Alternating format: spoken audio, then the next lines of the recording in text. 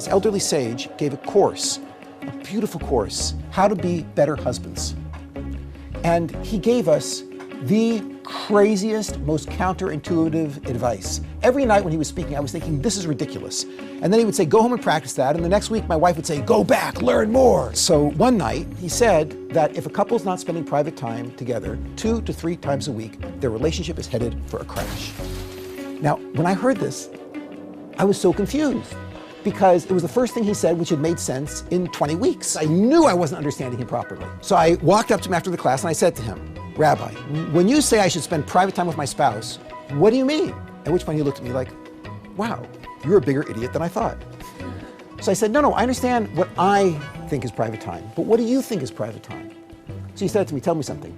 You ever take your wife out to a restaurant? So I said, yeah, sure.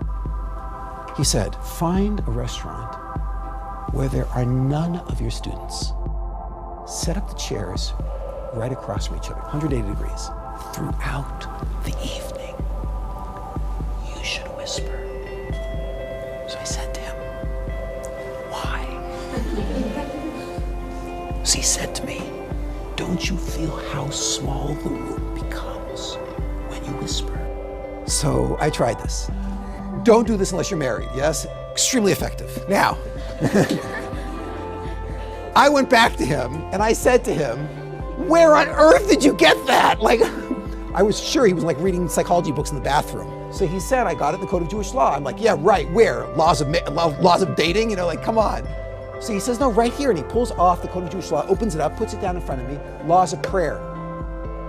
He says, it says right here, when you want to create an intimate moment with your God, what do? He says, you take 3 steps back from the whole world. Find a restaurant where there's none of your students.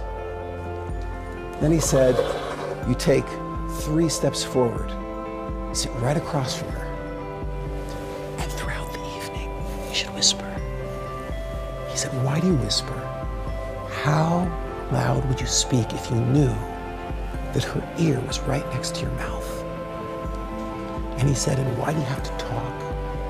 He said, because God is head over heels in love with you. And he just wants you to join him in that relationship. And the hottest organ of intimacy in the entire human body is right here. The more that you open up and the more that you speak, the more that you fall in love.